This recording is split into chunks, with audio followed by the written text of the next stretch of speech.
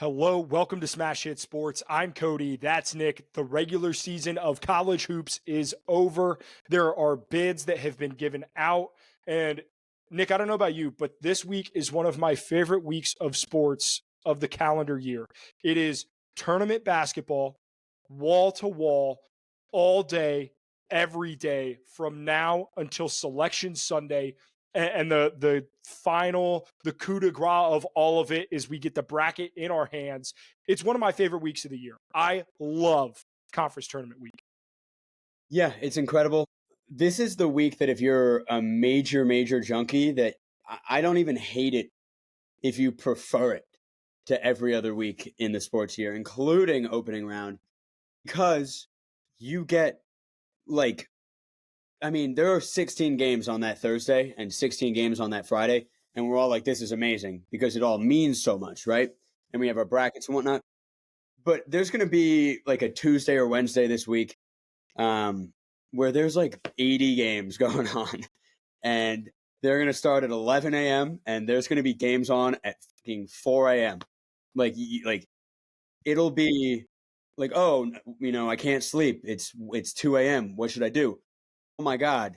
Long Beach State is down 2 to Cal State Fullerton. The WAC quarterfinals are going on right now. Are you kidding me? Right. Are you not dialed in? Literally 2:45 a.m.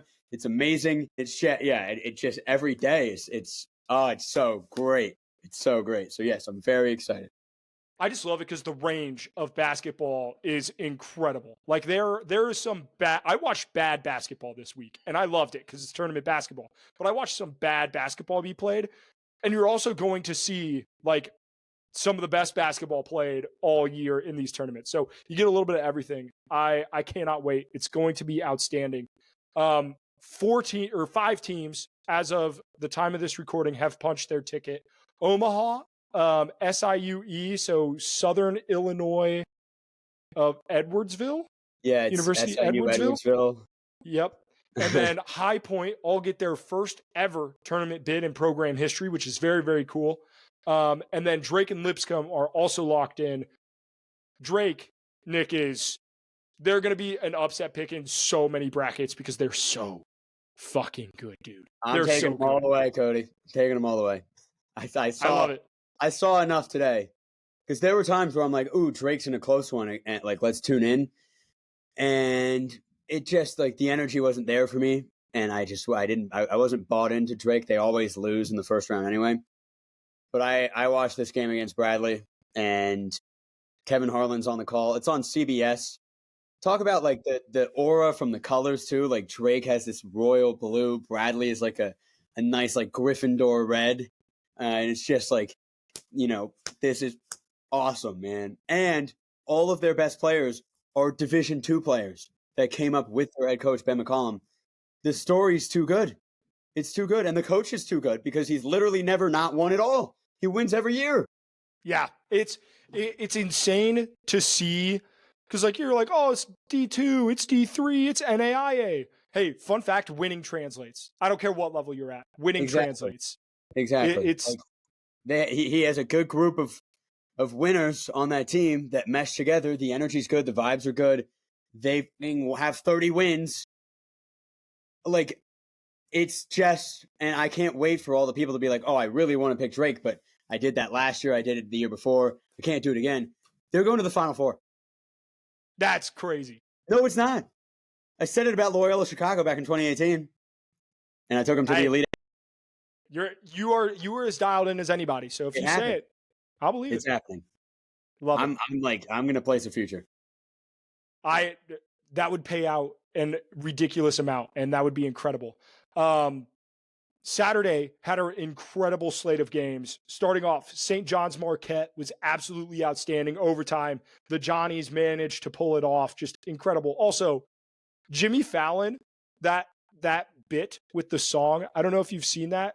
It's very funny, and you should definitely Patino, go listen to it. Or with what? With like Patino and like some of the St. John's basketball team.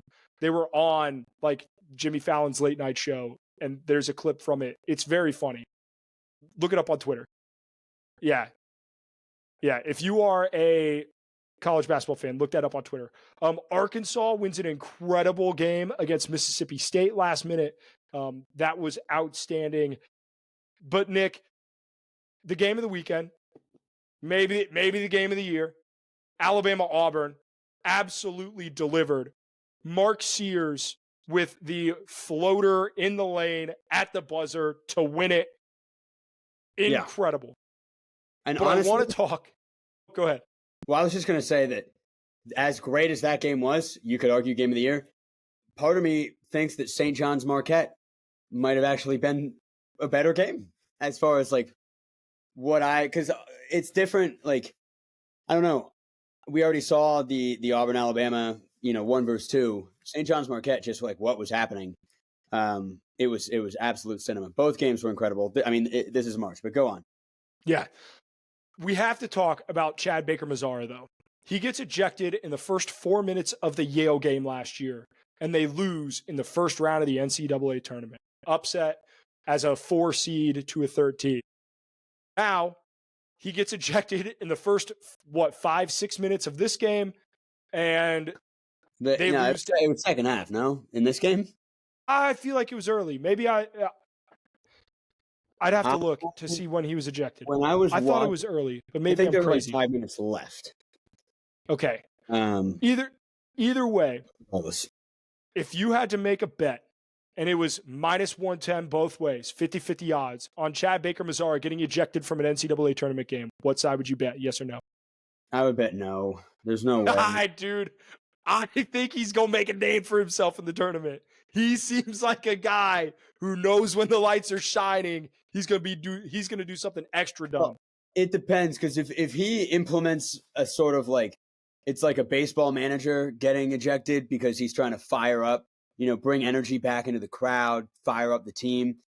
If it's that, then it's like, you know what, maybe I can see that. But he got ejected against Yale last year and they lost because of it. So that literally publicly execute him if he does it again. Guillotine. You can't, if you're Bruce Pearl and he fucking is acting a fool, honestly, eject him yourself. Just bench him if he's acting a fool. That's fair. He needs to be disciplined in that sense. If no way he can do it again. We'll see. We'll see. I would take the yes. Hammer the yes. Just for the memes. I respect it. Yeah. Nick, speaking of the SEC, we have a little news for the podcast. Little podcast programming news.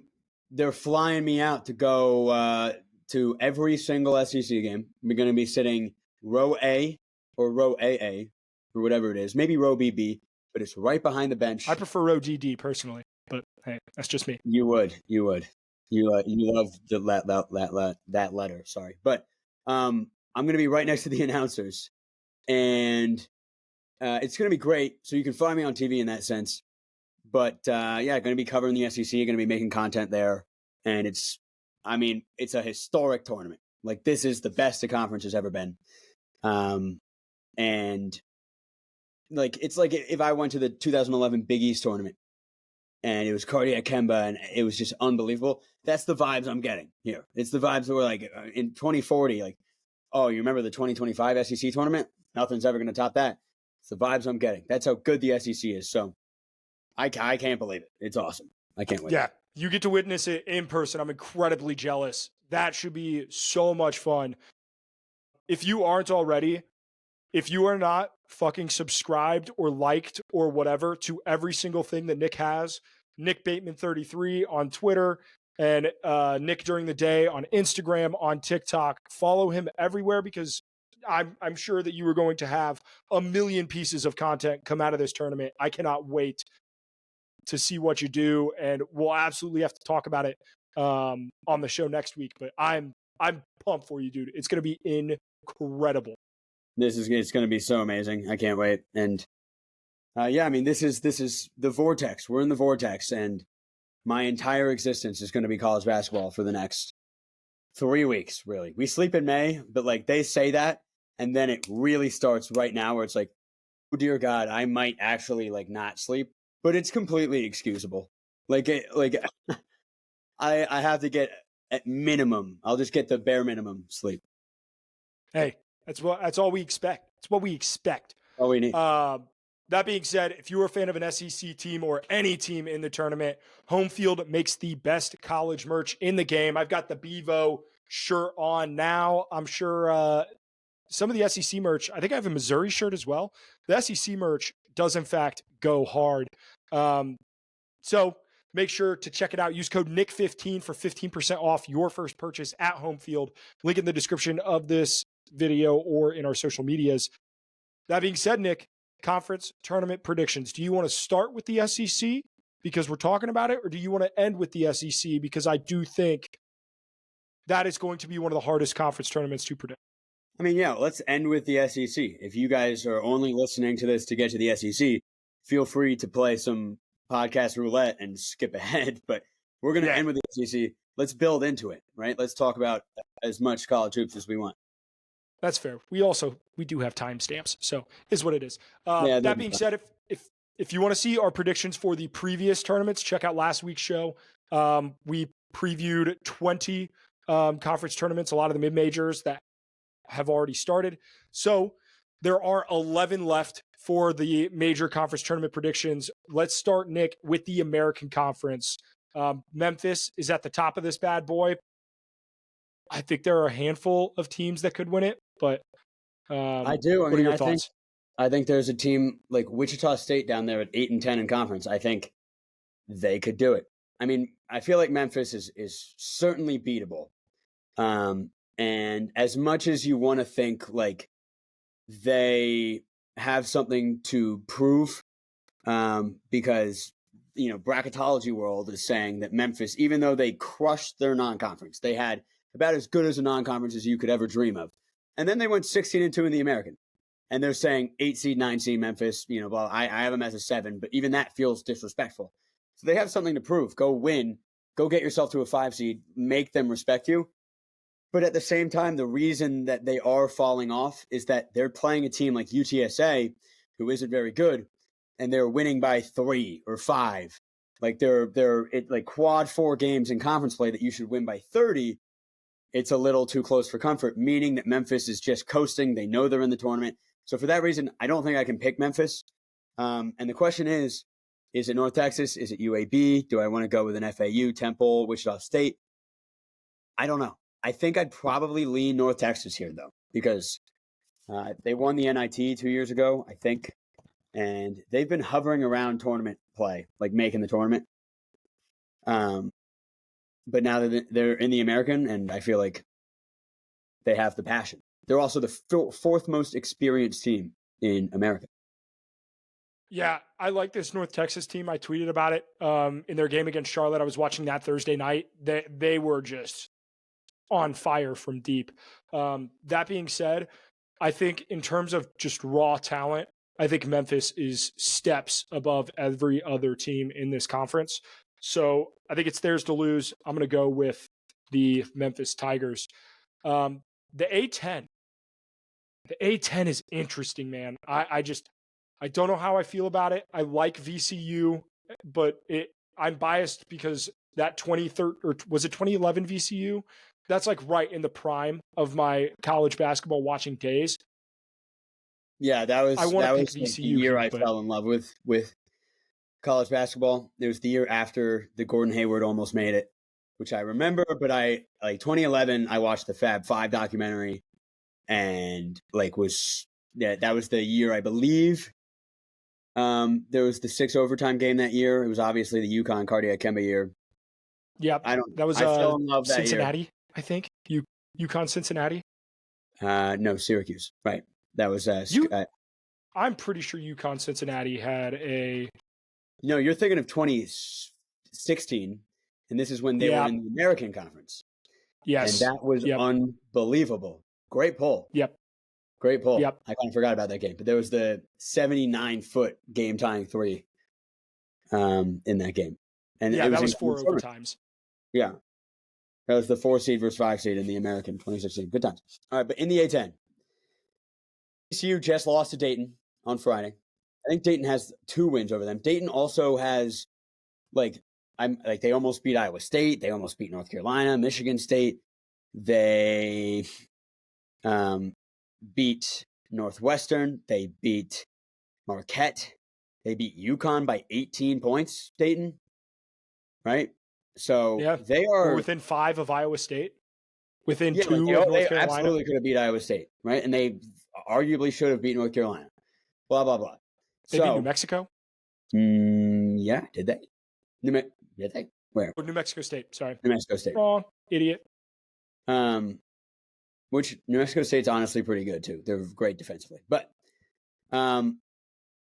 yeah, I just feel like Dayton is kind of like what a beautiful non-conference that to just throw it away, and then beating VCU on the road to end the season, you get the 3 seed in the A10. Last year, Cody, the Final Four in the A10 tournament. Can you guess what seeds they were? I'm gonna like 3, 5, 8, and 4. It was 5, 6, crazy. 7, and 8 That in the semifinals, and the 6 seed won. Duquesne beat 5 seed VCU in the final. So the A10 is the A10. Like, oh, just because VCU is this good does not mean at all that VCU is going to win it. I don't trust George Mason, although I love them. Dayton's the play here, but I honestly think St. Bonaventure would be a respectable pull. I think St. Joseph's would be a respectable pull. I think you could go down even to Rhode Island, and I'd respect it. Anyone. But I'm going to go with Dayton. Yeah, I'm picking this solely based on the story. It's solely based on the story. I'm picking St. Louis. I like this St. Louis team. Get like Robbie Avila won his redemption. This would be a fantastic story. You're 100%. They should have made the tournament when he was at Indiana State, and now he transferred to follow his head coach to St. Louis, and he gets his redemption run this year. I'm going to go with St. Louis because it'd be fun. No, that would be really cool. It was like, oh, Indiana State robbed, first team out. Robbie Avila, has no chance of making it this year until what? Here comes St. Louis. So love that play. But I do think if Dayton wins this conference, I think that negates some of the committee's disdain with VCU losing to them. And I think we would have a 2-bid A10. I think VCU would get in still. We love that. We love 2-bid mid-majors. Yeah. All right, let's keep it moving to the Atlantic Coast Conference, the ACC. Nick, you know this conference better than anyone. I think, truthfully, there are 3 teams that can win this conference, and then nobody else is anywhere even close. The question is, who is going to be playing Duke in the final? I think that's the question. Well, so the bracket's out, right? And North Carolina would have to play Duke in the semis, right? Okay, because there's a world out there where if North Carolina was playing Louisville and it was Duke Clemson in the semis, right? That I could see. Clemson beats Duke, loses to North Carolina, or something like that. Because North Carolina, we're talking about a bubble team that might need to win the ACC. They might need to. Part of me really wants to take North Carolina here, just because no one's going to. Right? No one's going to see that, think that, whatever. Hard to beat a team 3 times. North Carolina played really well against Duke until they fell off at the very end, right? And, Clemson and Louisville, you could argue like Clemson's never won the ACC, so this would be a year that they're probably going to really try. But I don't know. I'd be pretty happy if they did, even if I didn't pick them. So I'm gonna take North Carolina, which feels insane, but I'm gonna do it just because YOLO. That's something. I kind of want to pick Clemson here. I don't. Louisville, I think Louisville has the easiest path to the semifinals. They'll play the winner of Virginia Tech, Cal, and Stanford, and I don't believe in any of those teams. Clemson will likely face SMU, which has like a little bit more pep to it than that bracket, but ultimately, I think it's going to be Louisville-Clemson. I like Clemson in that matchup. And then Clemson's already beat Duke once. I understand that it's tough to, like, this Duke team has very few flaws, but Clemson's shown that they've been able to exploit them. That being said, Cooper Flag, Duke might be playing the best basketball out of any team in the country, truthfully. So Yeah. I'm going to take Duke here. Yep. Duke feels like the right pick. But I'm going to go with North Carolina because, this is March. Cody, if we did this last year and I said, hey, I'm going NC State here, I'm going to go with NC State. I would have called you ludicrous. I would have called you an idiot. And then after they won, I would be like, well, there's no real shot they go on a run, right? Yeah, so exactly. This is March. Yeah. Get crazy with it. Just do it. NC State fired their head coach today. So because they didn't make the ACC tournament. How insane is that? They won it, and then they didn't make it, and they have no chance. They were eliminated. So yeah, Kevin Cates. I think it was a mutual parting of ways, though. I don't think they sacked him. I think Kevin Cates was like, you know what, I get it. This was a bad year. Like, let me go. And they were like, yeah, we would like to. Okay, Big 12 next, and my take here with the Big 12, I haven't picked a favorite yet. I went North Texas, Dayton, North Carolina. It's just Houston's 19-1. And last year they were like 17-3. And the Big 12 was better last year than they were this year. Houston is just, I don't know what it is, but they have a chokehold over that conference. Immediately, the second they joined, it's like, well, we don't know how to beat this team. And, as far as the Big 12 tournament goes, how am I supposed to convince myself that they're going to lose? So I have to go Houston. Nick, is there, in terms of the Power 6 conferences, what conference has the biggest gap between team number 1 and team number 2? Because I'd argue that it's the Big 12. You think? Big 12 or Big East? Well, honestly, seed line wise, like bracketology and resume wise, it's the Big East. Because St. John's 2 seed, maybe 3. And I think I have Marquette down at an 8 now. I think UConn's an 8. Duke, Clemson's at 4, so Duke goes 1 to 4. But the Big 12, you have Texas Tech could arguably be a 2 seed. Houston 1. So it's hard. It'd be hard for me to say that there's that big of a gap. But as far as would I pick Texas Tech to beat Houston? They did it. They're Houston's only loss. But would I pick it again? No, I wouldn't. I would pick Houston. Gun to my head. Yeah. I don't want to pick a favorite here just because the Houston pick seems so obvious. It seems so obvious. However, there's another team in the Big 12 who I think is almost as hot as Houston right now, and it's BYU. And they're not even playing that great of basketball. I think they had almost 20 something turnovers, maybe more than 20 turnovers, and won against who's at Iowa State.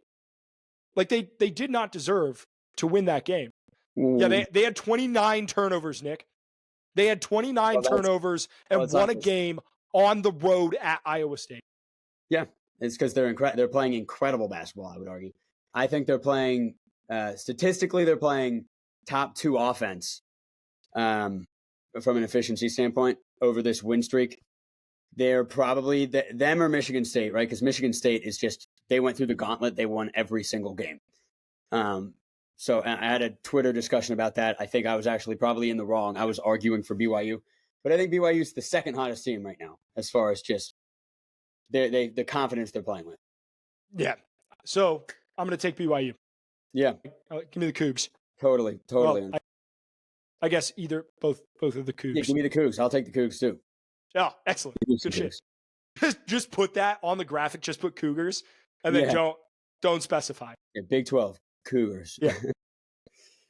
All right, Big East. We brought it up. St. John's is the favorite in this conference. However, I'm not going to count out UConn. I'm not going to count out Marquette. I'm not going to count out Creighton. Ryan Kalkbrenner and Stephen Ashworth, I don't know if you saw, he had 7 threes in the first half of their game against, was it Butler? He was a human flamethrower. The Big East, Xavier has won 7 in a row. They're pretty hot. So, Nick, who you got in the Big East? The Big East is honestly, you look at it, I think the ACC might have the Big East this year. As bad as the ACC's been, there's a lot of middling, gross, not impressive. Xavier's won 7 straight. I don't think any of them are quad 1, right? I think, and Alabama, meanwhile, has played 7 straight quad 1A games. So it's very different in that sense. The ACC is probably still a little bit worse, but St. John's hasn't won the Big East since 2000. And as much as they probably care more about tournament success because they are a 2 or 3 seed, this is your chance. Like we just said, that might be the biggest gap. I don't think necessarily talent-wise or anything like that, but as far as like St. John's is almost the Big East's only chance at a Final Four team based on seeding, because the 1 seeds are so good and all the other Big East teams are going to have to play the 1 seed. So St. John's is their only chance. This is their year. This is their Big East. Go take advantage of it. Go win. It's been 25 years since you won the Big East. Just go do it. You have Pitino. The vibes are there for sure, right? I'm going St. John's. Yeah, I'm excited for this one. However, I have a really, really, really hard time picking against Dan Hurley. Because God damn it, how funny would it be if he wins the Big East tournament and then just starts talking all of his shit again as we head into March? I could absolutely see it happening. I'm rooting for St. John's just from as a fan base, not winning the conference in 25 years. And like as historic as the Big East is, I think that would be awesome for that program. However, I'm going to pick UConn because it'd be fun. Big Ten. This is a conference that again, we talked about this before. Everyone's the same, pretty much. Michigan State, I will give them the credit that they deserve. They are a step above the rest now. But as far as like Wisconsin, Maryland, Michigan, Purdue, that crop of team, they could easily lose to anyone in the Big Ten. Like anybody. Michigan State's the only team that I would feel confident about taking very far in this tournament. So for that reason, the answer is either Michigan State or take a team that no one's really considering. And that, for me, is Illinois. I think Illinois, they were battling, like, some of their players had mono and, like, these terrible diseases, like Trey White, I think. And then, they got swallowed whole by Duke and in front of probably, like, the largest college basketball watching audience of the year up to that moment. More people watched that game than any other game that year, I bet, at least to start. And they got shit pumped. But now Illinois is playing good ball. And no one's really talking about it. But like last time they played Michigan State, Michigan State went on like a 24 to -2 run to close out that game in like the last 10 minutes. But before that, Illinois was winning. Like Illinois, and this was when Illinois was in the gutter of not feeling healthy, not feeling congruent as a team. I think they're back. And I think they're kind of just like a dark horse that I can see winning this conference. Yeah, I don't hate that at all. Nick, I want to give you full transparency. I had every intention of picking Wisconsin coming into this show. Unfortunately, they decided to lose at home in the Kohl Center on senior night to Penn fucking State. And now I want to burn my Wisconsin Final Four ticket that I got earlier in the year. Like I hate everything about it now. I don't know if I should go Wisconsin, stick with what my gut was, stick with what I felt was good, or hear me out. Oregon. Dana Altman in March. He's more of a tournament runs before. Well, last year, actually, Oregon won the Pac-12 out of nowhere. Yeah, they have 8 quad 1 wins, which is as many as a lot of the Big Ten teams. Michigan State has 11. Michigan has 9. And there's Oregon. I like Oregon. I like Dana Altman. I'm going to go with Oregon here. Well, let me just tell you this, that, as much, because I am obviously a Wisconsin truther as well. We've talked about it on the pod. I am just a big fan of everything that's changed about them offensively, and I'm a believer. And last year, Clemson made it to the Elite Eight, but they lost in the ACC tournament to Boston College, who was like a 10 seed in a bad ACC. It was a quad 3 loss. Penn State, that's a quad 2 loss, even though you're at home. It's still quad 2. Penn State's top 75 in the net. Boston College was not. And Clemson, is playing New Mexico. Everyone's all down on Clemson. We watched them lose to a terrible team. New Mexico, we all love, blah, blah, blah. Donovan Dent, JT Toppin, blah, blah, blah. Clemson makes it to the Elite Eight. Wisconsin, losing to Penn State. I don't think that it should bother you as much as it clearly did, because this is it's freaking March. That's all I can say. So don't. It is. But if you're going to stick with Oregon. Yep. I'm going to stick with Oregon. I feel good about Wisconsin in the tournament, but for the Big Ten tournament standings, I'm going to take Oregon. Give me the Ducks. Okay, Big West. This is a two-man race, similar to the Missouri Valley. Bradley Drake. If this isn't UC San Diego versus UC Irvine in the final, it's a disgrace. We're college basketball fans here, and we like upsets. But when it comes to conference tournament play with some of these mid-majors, I don't want to see upsets. Like in the Big West, assuming it's a one-bid league, I don't want to see chaos enough. I want the two best teams to play a playoff game. Winner makes it. That just, to me, sounds amazing. UC San Diego could make the tournament. They'd probably be similar to VCU in that sense, right on the cut line if they were to lose. But I'm going to take them to win. This is their first eligible year to make the tournament. Yep.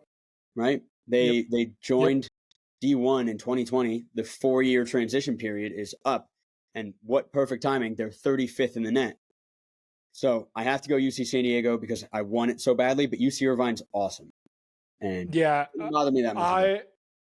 This is, if you could pencil in, like we're sitting Saturday before the bracket comes out, you get to watch a conference tournament final. I don't know when the Big West tournament final is, but if it's Saturday or like Sunday and you have to pencil me in to watch a conference tournament matchup, this is probably one of the ones I am the most excited for. I'm taking UC San Diego because I do think that they are that good. They are so good defensively. But give me UC San Diego. They're fun. They're electric. I would be excited for either of these teams in the NCAA tournament. Like I will probably blindly pick them in an upset, no matter who wins. Agreed. Especially, I think right now I have UC San Diego playing Michigan. So that's a blind. Yeah. That's blind San Diego in that one. All right, Conference USA. I've watched so little Conference USA basketball this year, I'm going to be honest. Yeah, well, I'm going Liberty just because I've been a Liberty guy the whole time. I think there's like Middle Tennessee was up there for a little bit. Who else was at the top with them, with Liberty? Jacksonville State is up there. Jacksonville State's 12-6 in conference play, and then Kennesaw State and New Mexico State are 10-8. Yeah, New Mexico State's a good team. I think are adjusted for opponent. They're number 2 defensively in the past month. That's insane. But Liberty's up there as well. Well coached. They've invested so much money into that athletic program over there. You're seeing it in football, even though they had a bad year in football. I think Liberty is on a trajectory to join, like, an A10 or even like an ACC if things kind of go crazy with the ACC. They're on a trajectory more than some other teams. And, yeah, I think we're going to see why here. There's a lot of money in Liberty athletics right now. That's for damn sure. That being said, Nick, can you name the longest win streak in the in Conference USA right now? Just number of games, longest win streak. Probably 2. It is 2. It is 2. I fully believe that anybody can win this conference. So with that being said, give me Kennesaw State. Give me the Owls. Why? YOLO. Fuck it. Why not? Give me the Owls. Ivy League. The Owls would be a good story as well, because that was the coach that died, the South Florida coach. Yeah, Amir Abdul-Rahim. That's where he was before he went to South Florida. He was at Kennesaw State. And that might have been their first year in the tournament ever too. So I don't know. But that'd be a good story if they won for him. Yep, I agree. Ivy League, as much as I love JD Pickle, shout out Big Red.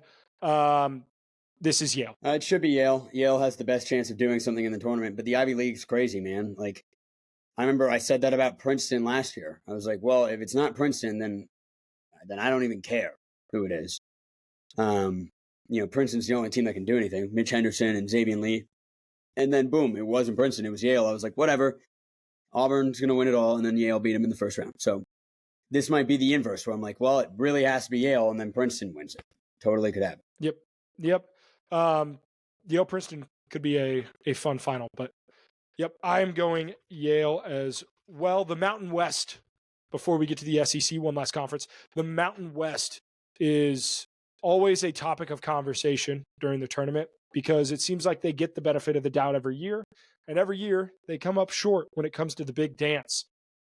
Nick, is this year going to be that same case? I don't know. However, I know who my horse is in terms of the conference, and it's New Mexico. Yeah. Get Richard Pitino. Hell yeah. Great year, back-to-back for them, if they were to win it this year. So looking into last year when the Mountain West kind of got shafted, right? And everyone was like, why the hell were they so disrespected? Looking into it and looking at some of the non-conference resumes and whatnot, there weren't really that many quad one wins from the conference. It just so happened to be that they all collectively did so well against like the bad teams that they were collectively like 40th in the net. There were like 6 or 7 teams that were like 40th in the net. And so then they're beating each other and picking up quad one, quad two, quad one, quad two, left and right, to where a bracketologist to the naked eye is just looking at all of these really good resumes. Like, oh, Boise State has 7 quad one wins. That's great. They're in, and they were like the last team in, right? New Mexico won the conference tournament. If they hadn't, they wouldn't have made it, even though they were like 25th in the net. So I don't expect to see that this year because 3 years ago we had 6 Mountain West teams make it. And Colorado State got a 6 seed. And, I can't off the top of my head remember who got what seed, but they were very respected that year because the resumes in the non-con and whatnot, just made a lot more sense. And this year it's the same case. San Diego State has a win against Houston. And I believe someone else as well in the non-con that's very impressive. And, like New Mexico and Utah State have very good wins. I think Utah State might beat, Creighton, sure. But like they have like these non-conference wins that I think the committee is going to be like, okay, so they did well, and all of these high teams' losses are to each other. So in this sense, I think the Mountain West will get respected. And because of that, maybe a team like Colorado State, who's on the bubble and probably needs to win the Mountain West, just because of that, I think I'm going to go with Colorado State because they would need to win it to make it. Yeah, I mean, I was between Colorado State and New Mexico. This Colorado State team is pretty hot. Won 7 in a row. Their last loss was on the road to Utah State, who another great team in this conference. Last 3 losses. Just say them out loud. Their last 3 losses. Colorado State's last 3 losses on the road at Utah State, on the road at New Mexico, and on the road at San Diego State. So Boom. 3 tough road losses against the 3 best teams in this conference. 3 quad 1 losses. All of them are quad 1A. Outside of that, they're like 13-0 in that stretch of time, playing like a tournament team. But we'll have to see. I don't hate that one bit. And now for the conference that we've all been waiting for, the Southeastern Conference. Nick, I think there are 1, 2, 3, 4, 5, 6, 7, 8, 9, 10, 11, 12 teams that could potentially win this conference. And I would not be like, holy shit, that's crazy. There's a line in the sand between the contenders and then like these teams can beat anyone, but can they string together 5 wins in a row and win the SEC? Hard to believe. Like, could Georgia do it? I don't think so. Could Oklahoma do it? No, I don't think so. But could they beat, Auburn on just a 1-day game or something? Maybe, right? Like Georgia got close. But I really do think it's like that main crop. I'd cut it at Missouri. I don't know if the standings are probably different, but it would be Auburn, Florida, Alabama, Tennessee, Kentucky, A&M, and then Missouri would be the next team there. So 7 teams I think could do it, which is still a lot. That's still a lot. Yeah. The question is, like, I think Alabama is the most battle tested right now out of anyone in the world. They've played the hardest strength of schedule. They just they played 11 straight quad 1 games. 11. That's insane. I don't know. I can see them coming off of a win at Auburn, getting hot. They're like, well, how do we not have a 1 seed right now? And Alabama ends up winning it.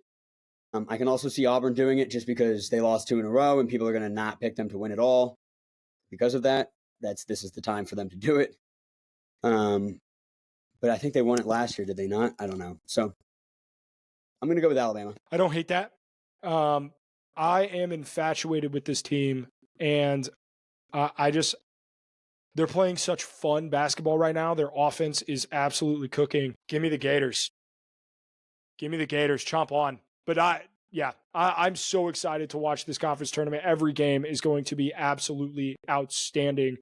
I mean, truthfully, outside of LSU and South Carolina, like there's not a bad basketball team in this conference outside of those two.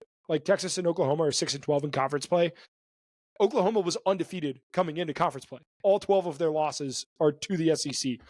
Legitimately insane. So yeah, I tweeted it out, I believe. I was like, if Oklahoma goes 6-12 in the SEC, they're going to make it. That's just how good the SEC was in the non-con. And I think that, they won their last 2. They were 4-12, which was like, you can't put a 4 win. If they went 4-14, they're out, right? 6-12 is kind of, that's your cutoff. You won 33% of your conference games, and that's somehow good enough, but it is. Yep. Absolutely love it. No game predictions this week for the show, just because, we don't have a schedule. So can't pick games, but super excited to watch basketball this week. Make sure you are following along so you don't miss a damn thing. I know, Nick, your Twitter game has been unbelievably impressive, getting FanDuel shout outs, all sorts of shit. So make sure you're following along Twitter, Instagram, YouTube, all that stuff. Subscribe so you don't miss a thing, and we will see you in the next one. Hasta la vista.